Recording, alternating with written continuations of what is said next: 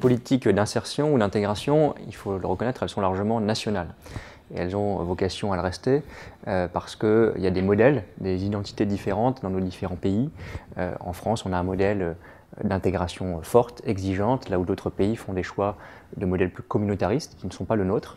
Donc je crois qu'il faut aussi reconnaître que chaque pays doit garder là-dessus un modèle assez spécifique. Il faut aussi reconnaître que l'immigration, et notamment l'arrivée de réfugiés, qui sont des gens qui ont tout quitté pour des raisons politiques, pour fuir la guerre, qui ont risqué leur vie pour venir en Europe et dans nos pays, peuvent être une chance si on organise bien ces politiques. On l'a d'ailleurs vu l'an dernier en Suède ou en Allemagne, il y a eu des difficultés, mais il y a eu aussi un apport, notamment économique, à ces sociétés. Au niveau européen, je crois que notre responsabilité, en revanche, est très forte. C'est de défendre nos valeurs, d'abord, en disant que l'immigration peut être organisée, peut être une chance, que les réfugiés, qui sont une catégorie très spécifique de gens qui ont risqué leur vie pour venir ici, doivent être accueillis, bien sûr, de manière là aussi organisée, mais doivent être accueillis. Et la gestion de nos frontières, la gestion de la politique migratoire est un défi qu'on doit relever ensemble au niveau européen. C'est ce qu'Emmanuel Macron a défendu quand il s'est exprimé sur la politique que la chancelière allemande a menée. Non pas pour dire qu'il fallait être ouvert systématiquement sans aucune limite, mais pour dire que dans les valeurs européennes, il y avait l'accueil des réfugiés et que ces valeurs, elles devaient être défendues. Si on regarde comment on est efficace, c'est bien sûr en gérant nos frontières ensemble. Je rappelle d'ailleurs que les frontières de l'Union européenne, c'est à peu près 15 000 km. Si on devait contrôler et organiser nos frontières nationales uniquement, ce serait 2 fois plus grand, 2 fois plus compliqué à gérer. Donc on voit bien que c'est un défi qui se fait par la coopération avec les pays tiers. L'Union européenne est le premier bailleur d'aide internationale. C'est un défi qui se fait en gérant nos frontières ensemble, en aidant les pays comme la Grèce ou l'Italie qui ont parfois des difficultés à gérer leurs frontières. Et c'est comme ça qu'on sera efficace pour organiser les flux et ensuite au niveau national pour organiser l'intégration.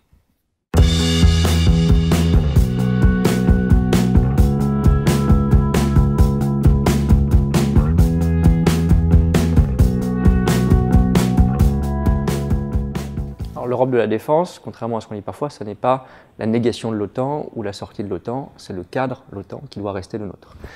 Il y a eu en matière d'Europe de la défense un certain nombre de rendez-vous manqués.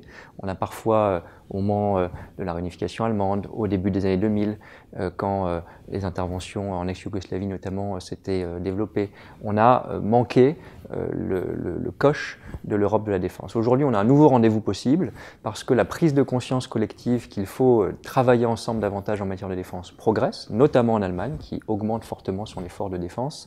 On a ce nouveau rendez-vous qu'il ne faut pas manquer une autre fois. C'est pourquoi Emmanuel Macron a fait de cet axe, la défense en Europe, une grande priorité de son programme, parce qu'on a là une opportunité d'avancer ensemble. Comment le faire ? Il y a une proposition concrète qui est aujourd'hui sur la table, qui est donc réaliste et qu'il faut encourager, c'est un fonds européen de défense. Un fonds européen de défense qui doit permettre de travailler ensemble pour développer nos capacités militaires, par exemple un drone européen, parce qu'il ne faut pas être dépendant de l'extérieur et notamment des États-Unis sur des sujets stratégiques, travailler ensemble aussi sur nos efforts de recherche, développement, technologie militaire commune, et ça on doit le faire, on peut le faire au niveau européen, et dès les premiers mois, les premières semaines de son arrivée au pouvoir, si Emmanuel Macron est élu président de la République, il prendra des initiatives en matière de défense de cette nature-là. Il faut aussi pouvoir travailler ensemble, identifier ensemble les menaces, les priorités, et c'est les raisons pour lesquelles Emmanuel Macron a aussi défendu l'idée dans son programme d'un quartier général européen en matière de défense et d'un conseil de sécurité européen qui permettrait de réunir les militaires, les spécialistes du renseignement, les diplomates, pour travailler ensemble sur l'analyse de nos priorités stratégiques, de nos menaces communes. La base de cette Europe de la défense, c'est d'abord la défense dans chacun des pays européens. Et donc comprendre que chacun doit faire un effort en matière de dépenses militaires. La France prend ses responsabilités aujourd'hui. Emmanuel Macron défend l'engagement de 2% du PIB consacré à la défense à l'horizon 2025. Il faut que les autres pays, nos partenaires principaux, le fassent également. Et puis, dernier point de méthode, c'est que pour avancer sur ce sujet comme sur quelques autres, il ne faut pas attendre que tout le monde soit prêt. Il faut le faire avec les États qui le souhaitent. Le cadre des traités le permet.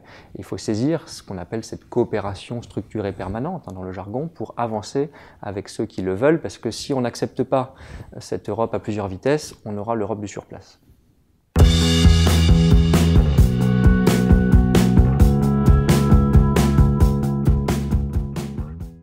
l'indépendance de la Banque centrale, il ne faut pas la remettre en cause. Et plus largement, la question de l'euro, puisque c'est ça qui est posé, il faut le défendre. D'ailleurs, ce qui est intéressant, c'est qu'on voit bien que le procès est injuste, le procès qu'on fait à l'euro, puisque pendant 10 ans, en gros, c'est la France, souvent, qui a fait le procès de l'indépendance de la Banque centrale européenne en disant qu'elle n'était pas assez pro-croissance. Et puis, depuis que la Banque centrale, sous l'égide notamment de Mario Draghi, a mené une politique très active pour soutenir la croissance en Europe, et à qui on doit beaucoup, c'est l'Allemagne qui aujourd'hui, ou en Allemagne certaines voix, qui disent que l'indépendance est dangereuse parce que la Banque centrale met une politique trop laxiste. Donc on voit bien que l'indépendance, c'est en fait la garantie que cette Banque centrale apporte contre des tentations nationales ou intérêts nationaux divergents. Et grâce à l'action de la Banque centrale, on a eu une croissance qui ne s'est pas effondrée dans les dernières années. Ça aurait été bien pire si elle n'avait pas mené cette politique très active. Maintenant, il faut compléter cette union monétaire pour avoir une vraie union économique et monétaire. Et c'est le sens de la proposition que fait Emmanuel Macron depuis plusieurs années maintenant d'un Parlement de la zone euro.